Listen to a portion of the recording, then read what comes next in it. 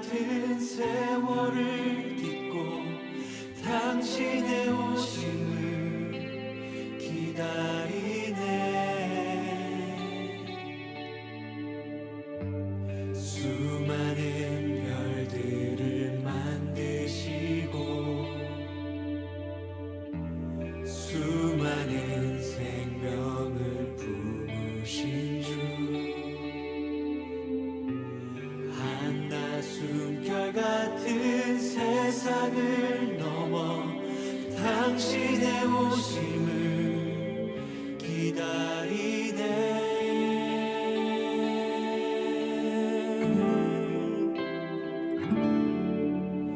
주 안에 영원히 서로 마주할 그때에 근심의 옷을 벗고 영혼을 살리. 주 안에 영원히 서로 마주할 그때에 고뇌의 옷을 벗고 영혼을 누리리. 우리 함께 같이 고백하겠습니다. 영원한 시간을 빚으시고 영원한 생명을 부으신 주, 한낮숨결 같은 세월을 딛고 당신의 오심을 기다리네. 수많은 별들을 만드시고 수많은 생명을 품으신 주, 한낮숨결 같은 세상을 넘어 당신의 오심을 기다리네.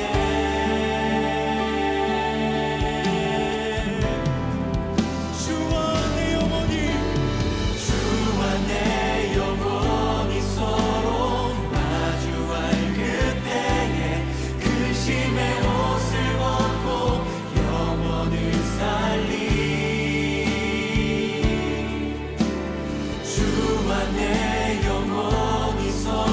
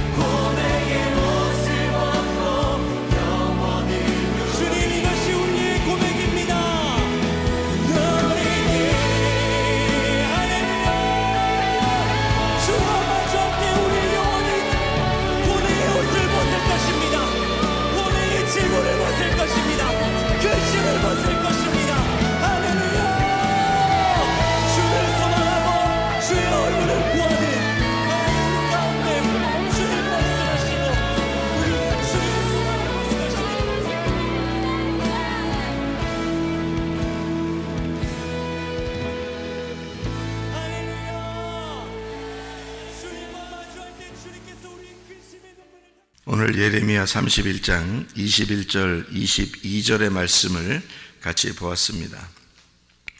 21절 22절의 말씀에 보면 처녀 이스라엘아 이렇게 되어 있고, 그리고 22절의 말씀에 보면 여자가 남자를 둘러싸리라 이렇게 되어 있습니다. 여기 여자가 남자를 둘러싸리라라고 하는 그런 얘기는, 둘러싼다는 말이 어떤 의미냐면요, 빙빙 돌다 이런 의미예요. 빙빙 돌다. 그러니까 남자를 놓고 여자가 이렇게 빙빙 돌다 그런 말이거든요.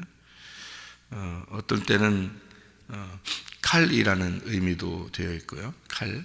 그래서 이게 남자를 놓고서 여자가 이렇게 빙빙 돈다는 그런 의미로 이렇게 쓴 건데, 이스라엘과 하나님과의 어떤 관계를 얘기하려고 그러는 거예요. 성경에서는 남자, 여자 이렇게 말하면 다 남자는 이제 예수님을 말하고 여자는 나를 말한다 그러죠.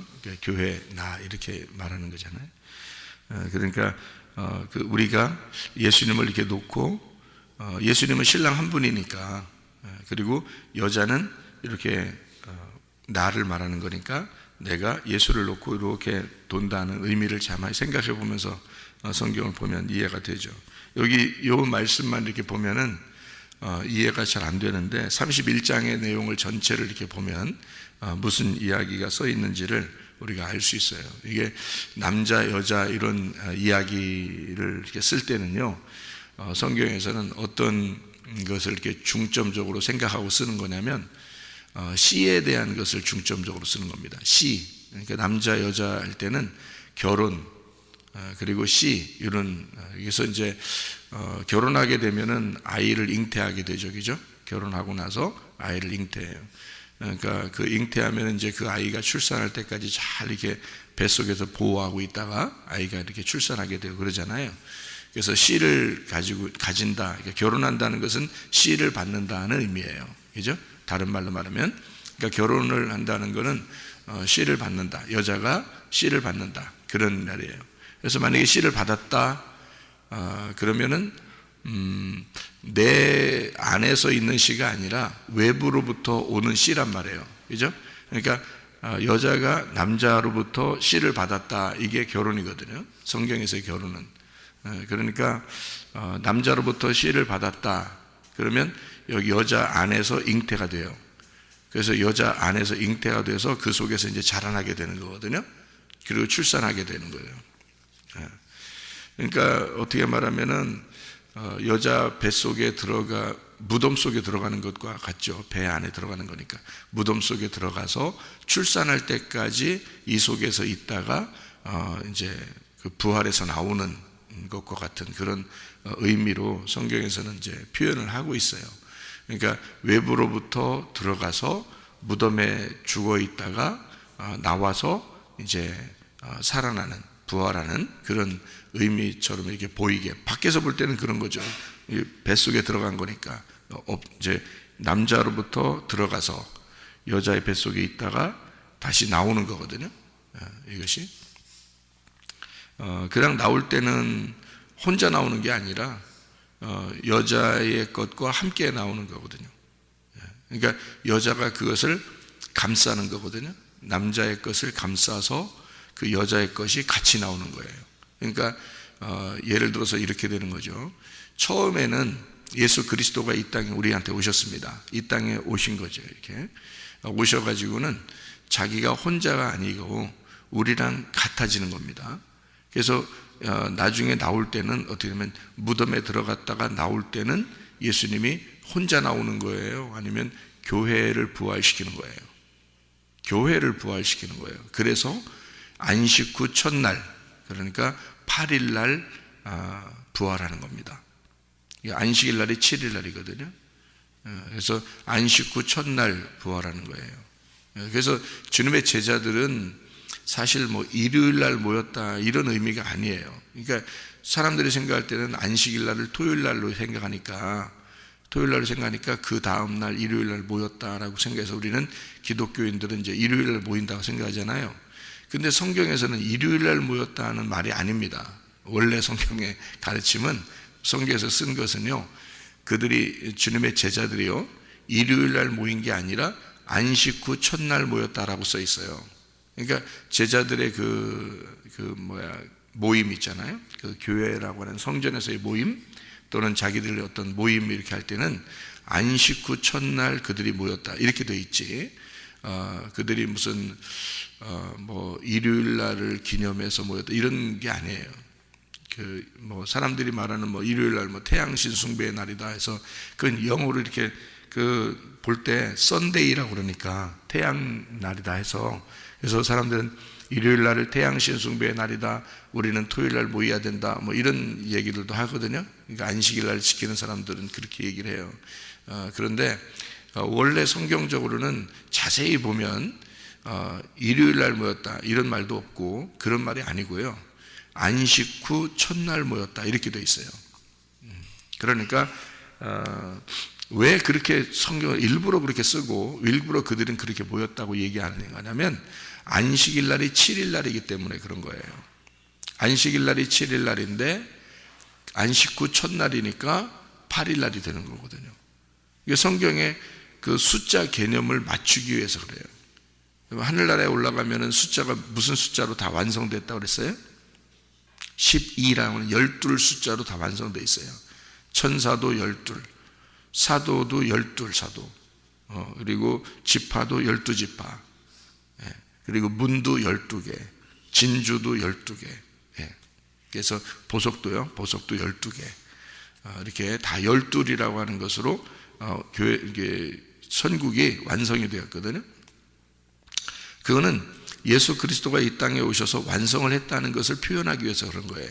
그러니까 숫자를 맞춰 놓잖아요. 이렇게 천국이라는 숫자를, 천국은 이렇게 생겨서 새 예루살렘은 이렇게 돼 있는 거야. 그리고 규빗도 12규빗 12규빗 해가지고 가로 세로 해서 12규빗 12규빗 해서 이게 사각형으로 돼 있어요. 정사각형으로 천국이라는 것이 12규빗 12규빗에서 144규빗으로 돼 있는데요, 그게 천사의 규빗이라고 돼 있거든요. 그 규빗이라는 말이 요한계시록 보면 규빗이라고 돼 있는데, 그 규빗이라는 말이 구약으로 보면은 암마라는 단어거든요. 암마. 이 암마라는 단어가 어디서 나온 단어냐면요, 이 아부엠이라는 거 아시죠? 아부엠 할 때 아부가 아버지고 엠이 어머니거든요. 그러니까 그 암마라는 게 암마 비슷하잖아요. 엠 이게 있죠. 엠 맘마. 애기들이 태어나서 맘마 그러잖아요. 그래서 어느 나라는 다 맘마가 엄마예요. 맘마. 그러니까 맘마 달라는 거예요. 엄마 달라는 건가? 밥 달라고 그러는 게 맘마 그러는 거예요. 그게 맘마가 엄마예요. 마미. 그래서 어디는 영어는 마미, 영어로는 마미라고 그러고요. 맴 이렇게 마미, 맴, 마마 다 비슷한 단어거든요. 이게 M에서 나온 단어이기 때문에 그래요. M. 그래서 M이라는 게 어머니라는 단어거든요. 그래서 세계는 거의 다 비슷한 단어를 써요. 아버지하고 어머니라는 단어는 거의 다 비슷해요. 여러분 세계적으로 여러분 그 사람들 부르는 거 보면요 비슷합니다. 그러니까 아기들이 엄마를 부를 때, 아기들이 아빠를 부를 때 단어들을 다 세계적으로 공통적으로 보면 아버지 어머니, 부모, 아버지 어머니라고 부를 때는 다 비슷해요. 그래서 아버지, 우리가 아버지 그러잖아요. 아바, 아빠 이러잖아요. 아버지, 이게 다 아부에서 나온 단어예요. 아부. 그래서 아버지라고 부르는 거예요. 우리나라 사람들도 아버지라고 부르는 게 어디서 아버지라고, 언제부터 아버지라고 부르라고 했는데 알아요 여러분이? 모르죠. 그냥 아버지라고 하라니까 아버지라고 하는 거예요. 사람들이 다 아버지 그러잖아요. 아부지라고 하든지 아버지라고 하든지 아바지라고 하든지 아바라고 하든지 아빠라고 하든지 다 비슷한 거예요. 이게 아바에서 나온 거예요. 다 비슷한 거예요. 엄마라는 것도 엄마, 엠, 엄마, 마마 다 비슷한 거예요. 그래서 거기서 다 같이 파생돼서 나온 단어이기 때문에 아부엠에서 나온 단어예요. 부모 할 때요. 근데 이 단어에서 이 아부는 이제 그 하나님 아버지를 의미하는 거고요. M은 이제 말씀, 그 어머니를 말하고 이 성전에 있는 말씀을 말합니다. 그래서 이 M이라고 하는 거예요. 부모를 너희가 공경하라 이렇게 말한 것은 성전에 있는 그 말씀을 너희가 존중하라 그런 의미예요. 원래가 그렇게 나온 단어들인데 이 땅에서는 사람들이 그냥 그림자들인데도 그림자를 너무 중요하게 생각하다 보니까 그 그림자를 형상을 너무 존중하는 거죠. 그래서 마치 부모가 자기 하나님인 것처럼 한단 말이에요. 그러다 보면 하나님에게 너무 소홀하게 되죠. 자기가 보이는 것에 너무 존중하다 보니까 보이지 않는 진짜를 소홀하게 되는 겁니다. 그걸 뭐라 그러면 우상 숭배라 그러는 거예요. 그래서 우상이 되어버리는 겁니다. 그러니까 부모가 너무 그 강조하는 것도 안 좋은 거예요. 자기가 우상이 되어버리는 거거든. 그렇게 하지 말고 하나님을 제대로 만나게 해줘야 되거든요.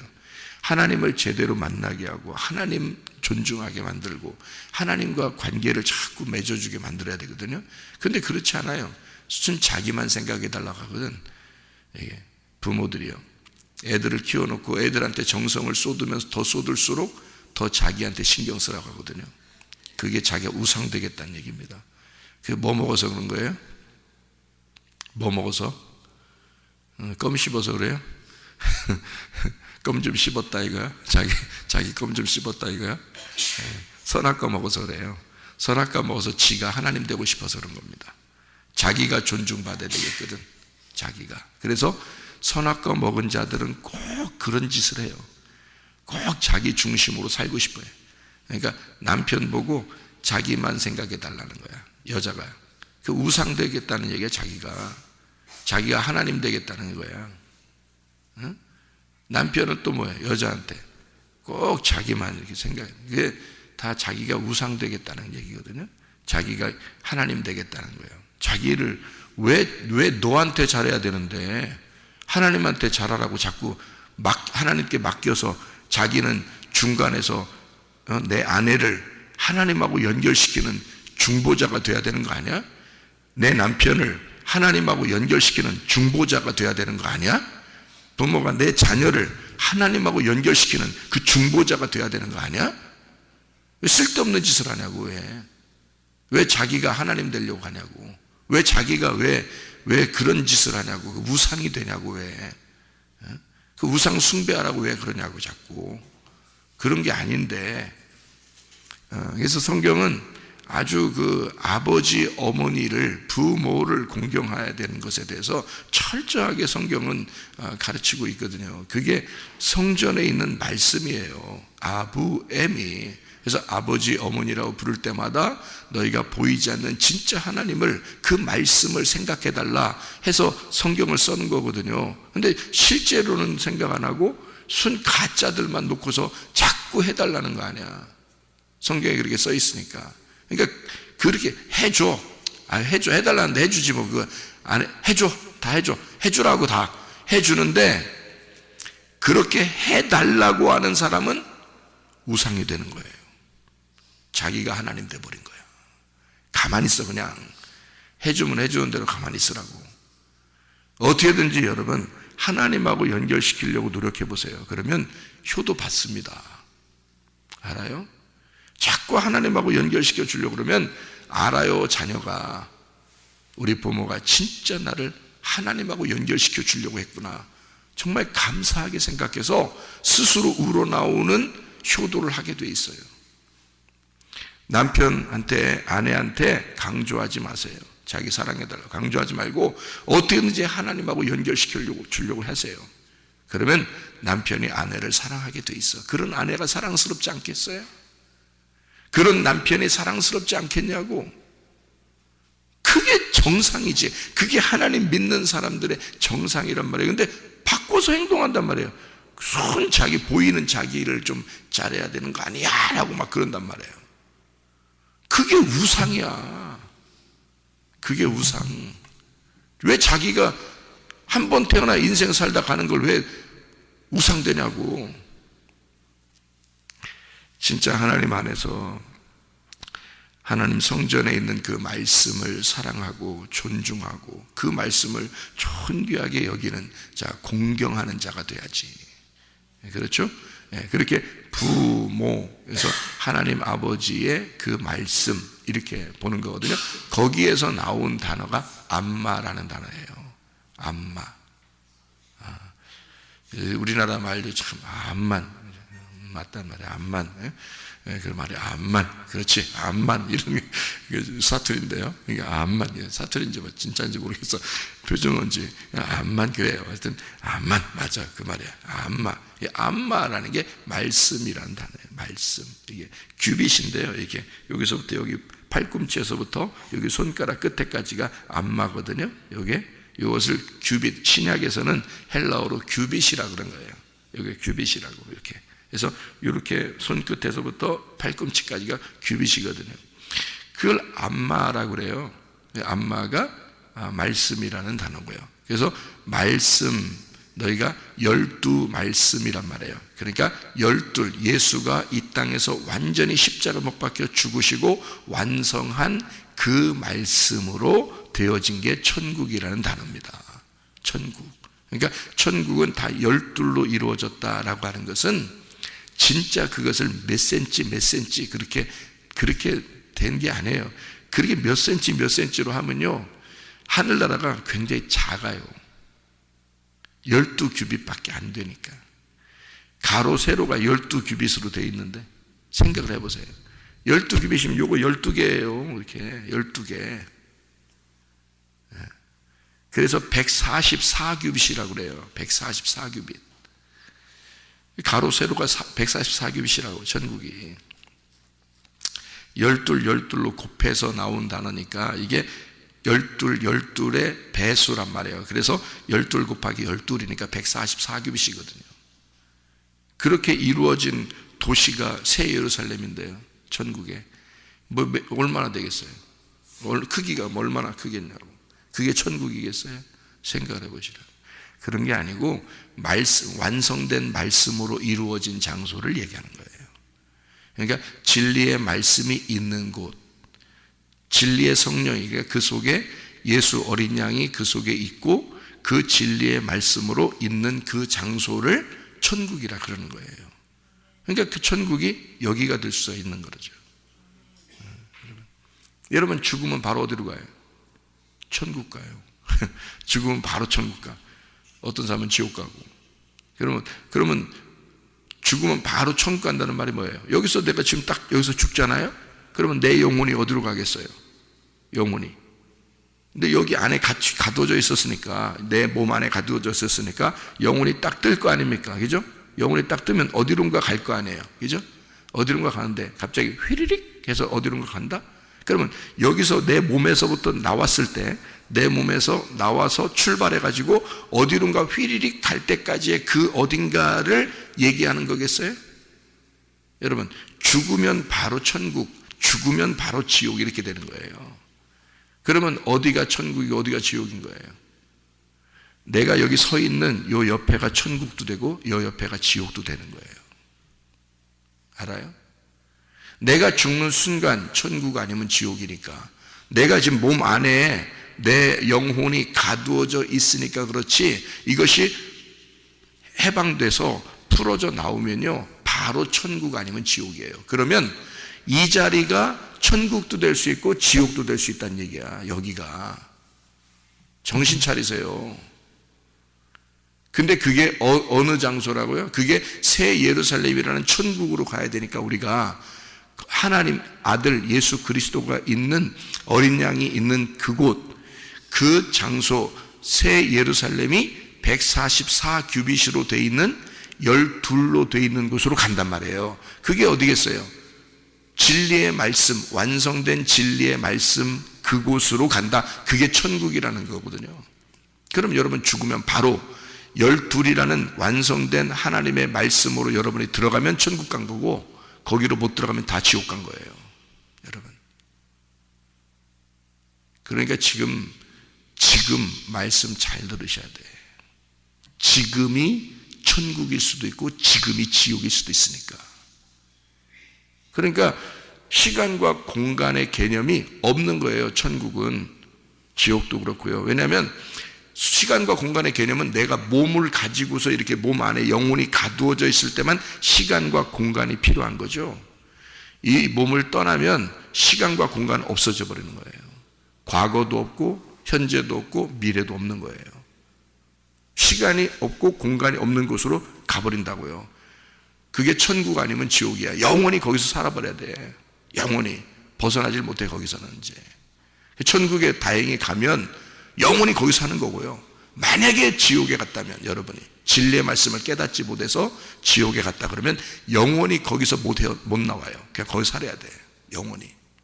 여러분, 그러니까 지금 내가 몸을 가지고 있는 이 시간과 공간을 가지고 있는 이때에 여기서 어떠한 씨를 내가 담고 있겠느냐, 어떤 씨를 내가 속에서 잉태하고 여기 속에서 출생을 시키겠느냐는 거예요.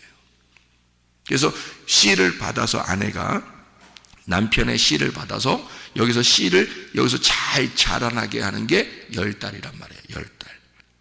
왜 그렇게 해놨겠어요? 성경에서 열 말씀이기 때문에 그런 거예요.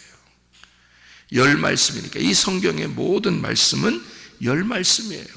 그래서 이 열 말씀을 이 속에서, 내 뱃속에서 잉태를 하고 그리고 출산될 때까지 자라나게 하는 거예요. 몸을 어렵지만 끌고 다니는 거예요. 여러분, 임신하면 입맛이 어떻게 돼요? 갑자기 애꿎거려요. 갑자기 바뀐다고요. 누구세요? 배 두드리면서 누구세요? 누가 들어온 거예요? 왜 그래? 내가 갑자기 왜 이렇게 됐어요? 배 두드리면서 물어보세요. 누가 들어왔어요? 그 아기가 주인 된 거야. 아기가. 그래서 힘들어. 내가 원하는 대로 먹을 수가 없어요. 아기가 원하는 대로 먹어야 돼. 아기가 달라는 대로 먹어야 돼. 자, 아기 하나만 임신을 해도요, 입맛이 바뀌어 버립니다. 누구 입맛으로 바뀌냐면 아기 입맛으로 바뀌어 버려요. 원래 평상시에 자기가 좋아하던 것들이 막 역겹고 다른 게 자꾸 입맛이 땡기는 거예요. 그러니까 입맛이 벌써 바뀌어 버렸어요. 누가 입맛을 끌어잡아당겼냐면 아기가 이거 먹어라 그러는 거예요. 자기 그거 먹고 싶다는 거예요. 끌어들이는 거죠. 그래서 이제 그거 먹여줍니다. 자기가 먹는 건 자기가 먹는 게 아니야. 엄마가, 아기가 다 지가 먹는 거야. 그 속에서 다 빼먹는 거예요. 엄마는 그냥 껍데기만 먹는 거야. 그러니까 껍질만 다 먹고 껍데기만 먹는 거고, 이 속에서 알맹이를 지가 다 끌어잡아 당겨서 먹어요. 이 아기가요. 그래서 이 아이도 속에서 자기가 커 나가기를 원하는 거예요. 뭐가 심겨진 거예요? 우리에게 실질적으로 말하면 남편의 씨가, 말씀이, 남편이신 예수님의 씨가 우리 속에 심겨지면 바뀌어버려요. 그가 주인이니까 주인은 그걸 끌어잡아 당겨. 너는 이걸 먹어야 돼. 넌 이걸 먹어야 돼. 이렇게 말한단 말이에요. 속에서. 그런데 사람들이 주인의 씨가 말씀인데 그 말씀이 속에서 자꾸 내게 말씀을 먹으라고 해야 될 텐데 그 말씀이 재미가 없어. 그 말씀을 먹고 싶은 생각이 별로 없어. 너는 남편의 씨를 받은 게 아니란 얘기지. 아니면 남편의 씨가 들어갔는데 죽여버린 거죠. 네 밭이 가시밭, 돌짝밭, 길가밭이니까 씨가 못 자라나는 거죠. 반드시 씨가 올바르고 씨는 잘못된 게 없어요. 밭이 형편없어도 씨는 똑같게 떨어집니다. 그래서 어떤 사람은 사람의 씨를 받게 되는 거고 어떤 사람은 짐승의 씨를 받게 되는 거예요. 씨가 잘못된 게 아니라 어떤 사람은 짐승의 씨로 받는다는 얘기고 어떤 사람은 사람의 씨로 받는다는 얘기야. 씨가 잘못된 건 아니에요. 다 아이를 잉태하는 면에서는 똑같아요. 무슨 말이냐면, 그래서 예레미야 31장에는 사람의 씨와 짐승의 씨가 있다라고 27절에 말씀하고 있는 겁니다. 이게 사람의 씨와 짐승의 씨가 따로 있는데 이게 바로 뭐냐면 같은 말씀인데 어떤 사람은 사람의 씨가 들어오게 되는 거고 어떤 사람은 짐승의 씨로 들어온다는 말입니다. 자, 우리나라 말로 이렇게 다시 이렇게 번복해서 제가 설명을 하면 좀 더 이해가 될 것 같아서 제가 다시 단어를 이렇게 쓰면 어떻게 되냐면 사람의 씨로 받는 사람이 있고 짐승의 씨로 받는 사람이 있다 그 말이에요. 둘 다 뭐예요? 말씀입니다. 사람의 씨도 말씀, 짐승의 씨도 말씀인데 어떤 사람은 사람의 씨로 받는 거고 그 사람이 누구겠어요? 예수님이에요. 인자로 오신 예수님. 그 예수님의 씨로 받는 사람이 있고 어떤 사람은 짐승의 씨로 받는 사람이 있다 그 말이에요. 여러분은 어떤 씨로 받고 싶겠어요? 누구 씨를? 예수 씨를 받고 싶겠지. 예수 씨. 그래서 이제 이름 애기 이름이 바뀌잖아요. 박 씨하고 임 씨하고 결혼했는데 남자가 박 씨야. 그러면 이게 소개가 뭐가 열려? 박 씨가 열려. 박 씨가 열려. 호박 씨. 박 씨가 열려요. 예수 씨가 우리 속에 심겨지면요. 뭐 어떤 씨가 열리겠어요? 아기가 나오면 틀림없이 예수 씨가 되는 거예요. 예수 씨. 그러니까 김 씨, 박 씨, 이 씨, 최 씨 이런 것처럼 예수 씨예요. 그게. 예수 씨가 들어가면 예수 씨가 나오는 거야. 그러면 그 나온 잉태된 아이는 예수 씨니까 말씀인 거죠. 하나님의 아들인 거지. 이해가 돼요? 하나님의 아들인 거야. 그가 예수 씨인 거야. 그래서 그 여자는 어떻게 돼? 그 아이가 잉태되면서 여자는 완전해지는 거란 말이에요. 아이가 잉태됐으니까. 그죠? 아이가 잉태되고 아이가 드디어 출산을 했어. 그러면 여자의 몸은 완전한 거예요. 뭐를 출산했으니까? 내 남편의 씨를 자라나게 해서 얼마 동안 10달 동안 자라나게 해서 완전히 그 말씀이 완성이 돼서 나왔잖아. 그죠? 완성이 돼서 나왔어. 어느 날? 며칠 날 부활에 나온 거예요? 며칠 날 부활해서 나온 거야? 8일 날 부활해서 나온 거예요. 그러니까 안식 후 첫날 그들이 예수님의 제자들이 모였더라. 왜? 부활의 날이니까.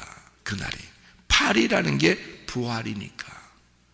그래서 성경은 숫자를 맞춰 놓는 거예요. 그래서 써놓은 거예요. 이거를 맹신한다는 의미는 아니에요. 우리가 이걸 잘 이렇게 이걸 맞춰가지고 이렇게 보면은 이게 이어져 있다는 얘기예요. 창세기부터 요한계시록까지. 그래서 7일 날을 안식일 날이라고 그렇게 말을 해요. 왜냐하면 하나님이 쉬셨다 그렇게 말하고요. 그게 이제 창조 역사가 끝났다는 얘기고 다 이루었다는 말이에요. 그래 놓고 예수님이 와가지고는 안식일 날 일부러 일을 해요. 안식일 날 일을 한다고요. 왜 일을 하겠어요? 예수님이 안식일 날? 왜? 자기 날이니까 자기가 일하는 거예요. 자기 날이니까. 자기 날이니까 안식일 날은 자기가 주인이고 자기 날이니까 주인의식을 가지고 자기가 일하는 거예요. 자, 창조가 끝났는데 사람들이 어떻게 했어요? 그 창조된 인간이 타락을 했단 말이에요. 그러니까 예수님이 어떻게 다시 일을 하기 시작해야죠. 그래서 그 창조된 인간의 그 타락한 죄인된 인간을 위해서 하나님이 계속 일하시는 거예요. 그날이 안식일 날이에요. 그래서 안식일 날은 그런 의미다. 누가 일하는 날이다? 예수님이 일하는 날이다. 그거를 사람들에게 인식을 시켜주려고 했는데 사람들은 그걸 몰랐단 말이에요. 모르니까 안식일 날 쉬어야지 왜 네가 일을 하냐? 너는 왜 이렇게 안식일 날, 아니 안식일 다음 날도 있고 그 전날도 있는데 왜 꼭 안식일 날 되면 너는 꼭 사람들 병자들 고치고 그 들거 들고 가라 그러고 막 왜 이렇게 일을 시키고 그러냐? 너는 자꾸 이렇게 안식일 날 자꾸 하냐? 그 전날도 있고 그 훗날도 있는데 라고 사람들이 얘기하는. 근데 예수님의 마음은 다른 거지. 예수님의 마음은 뭐냐면 안식일 날은 내가 쉬는 날이 아니라 너희들 쉬는 날이야. 내가 너희들을 쉬게 해주는 날이 안식일이야. 그러니까 자, 남편이 아내에게 있잖아요. 아내가 잉태하고 힘들어하고 그러면은 남자가 이제 어떡하지 그러면서 요리도 만들어주고, 그죠? 그리고 설거지도 해주고, 빨래도 해주고, 그러면 그 남편은 그렇게 빨래해주고, 요리해주고, 청소해주고, 아내를 위하여, 그렇게 해주는 것이 그 힘들어하고 고난 가운데 있는 아내를 위해서 이렇게 남편이 할 때 행복해요. 막 씁쓸하고 내가 저것하고 왜 결혼했나 막 이런 생각 들고 왜 그렇게 하겠어요? 그런 거 아니라고. 죄인된 우리들을 위해서 너희들이 잘 나의 씨를 받아서 그것을 자라나게 할 때는 힘들어. 고난 가운데 있는 거야. 그래서 아기를 임신하고 아기가 출산될 때까지 여자 혼자 고생하는 겁니다. 여자 혼자 고생해요. 그러니까 예수님이, 남편 대신 예수님이 그걸 알아 몰라? 알아. 그러니까 그 안식일 날 너 좀 쉬어. 힘들잖아. 너 쉬어. 내가 너를 위해서 일할게 라고 하는 게 안식일 날이에요. 그러니까 사역하는 날이란 말이야. 사역하는 날. 그러니까 예수님이 일하시는 날, 그날을 안식일 날이라고 하는 거예요. 그러니까 사람들의 생각하고 완전히 반대죠.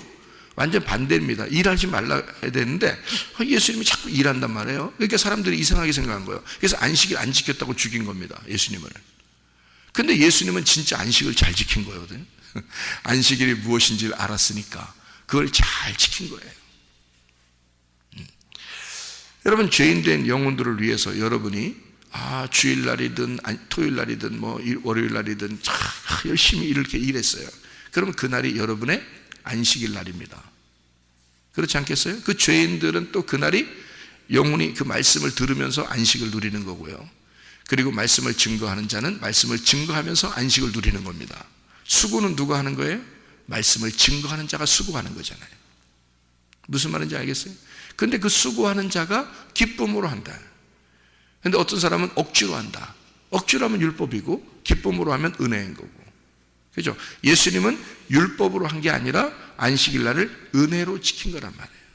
기쁨으로, 아내들을 위하여, 자기의 아내들을 위하여, 자기의 그 백성들을 위하여 남편이, 그 예수가 안식일을 철저하게 지키는 겁니다. 그게 수고함으로써.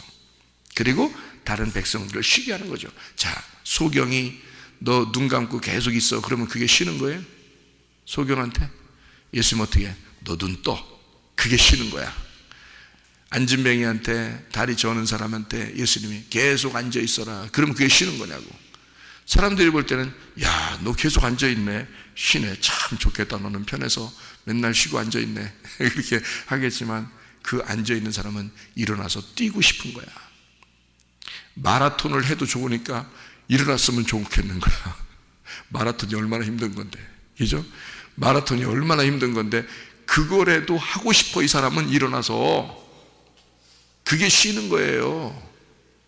그러니까 예수님은 그 마음을 알잖아. 그러니까 너는 일어나라. 너는 쉬어라. 그 말이야. 응? 문둥병자가 그 고통 가운데 사람들에게 비난을 당하고 그렇게 고통 가운데 있으니까 예수님이 문둥병에 고침을 받아라. 깨끗해져라. 그게 쉬는 거야. 죄 가운데 어려워하고 힘들어하는 자들에게 그들에게 용서해주고 구원을 주는 그 쉼을 주는 거예요. 수고는 다 예수님만 하는 거야. 수고는. 그러니까 예수님이 일하시는 날을 7일이라 그러는 거예요. 그걸 안식일이라 그러는 겁니다. 우리 보고 쉬라는 거죠. 너희의 죄가 해방되고 너희가 억압된 데서 자유하게 되고 너희가 소경이 눈을 뜨게 되고 그리고 병자들이 고침받고 죽은 자가 살아나는 날, 그게 안식일이야. 그게 예수님이 일하시는 날이야. 바꿔서 얘기하면 그 말이죠. 너희들은 쉬지만 나는 일하는 날이야. 내가 혼자 일할게. 너희들은 쉬어라. 그 말이거든요. 그래서 안식 후 일을 다 끝내고, 안식일 날은 다 일하는 날이니까 안식일 날 다 끝내고 그 다음 날이 안식 후 첫날 8일 날이란 말이에요. 그래서 8일 날 부활하는 거예요. 부활할 때는 혼자 부활하는 게 아니라는 겁니다. 왜? 인간을 위해서 자기가 혼자 죽었잖아요. 근데 그 품 안에 모든 인간이 같이 있는 거야. 그리고 모든 교회가 같이 부활하는 거예요. 8일 날. 그래서 교회의 부활이란 말이에요. 그래서 안식 후 첫날, 다시 말하면 안식일 날은 예수님의 날, 안식 후 첫날은 8일 날 교회의 날이란 말이에요. 그래서 교회가 부활한다는 것을 보여주기 위해서 그런 겁니다. 자, 보세요. 여자 몸은 혼자인데 남자의 씨가 여자 몸에 들어가서 혼자 들어가서 일하는 겁니다. 혼자 들어가서 이것이 여자 몸 안에서 잉태가 되고 이게 출산될 때까지 계속 자라납니다. 나올 때는 어떻게 해요? 남자와 여자의 그 합해진 염색체, 합해진 그 유전자, 그 합해진 세포가 같이 나오는 거란 말이에요. 그게 부활이라고 이해가 되겠어요? 그러니까 예수의 부활은 혼자만이 부활이 아니라는 것입니다. 예수의 부활은 혼자의 부활이 아니라는 걸 성경에서 설명해 주기 위해서 안식 후 첫날 부활했다 그러는 거예요. 8일날. 노아 방주가 몇 명이 타고서 몇 명이 구원받았죠? 8명입니다.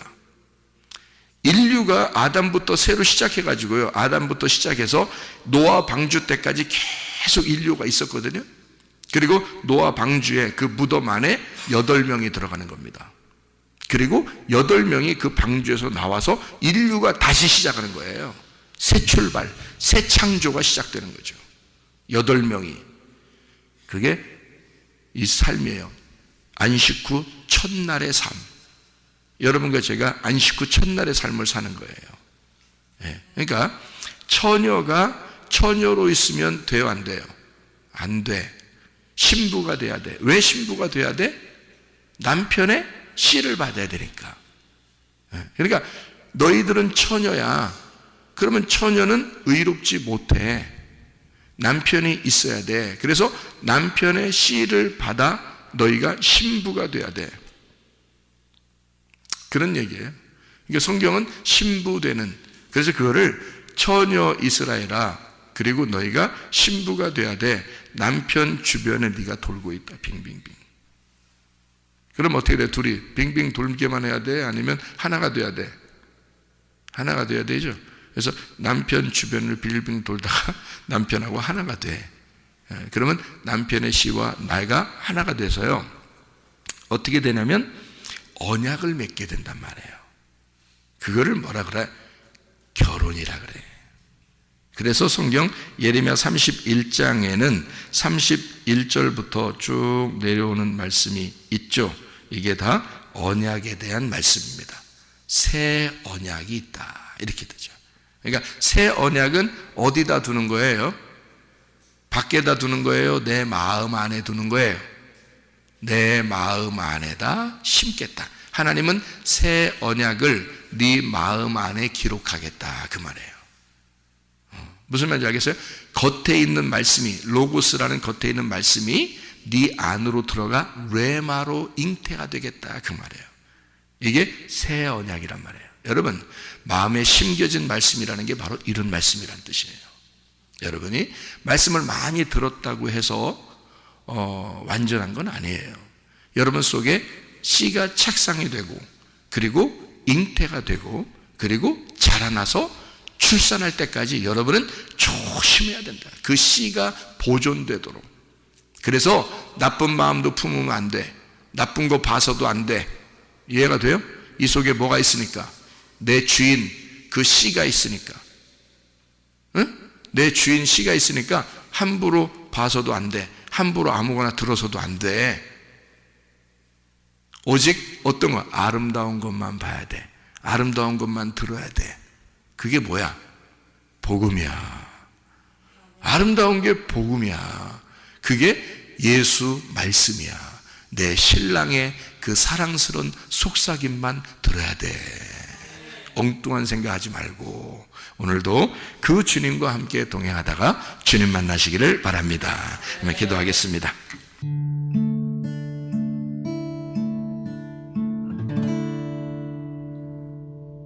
내 속에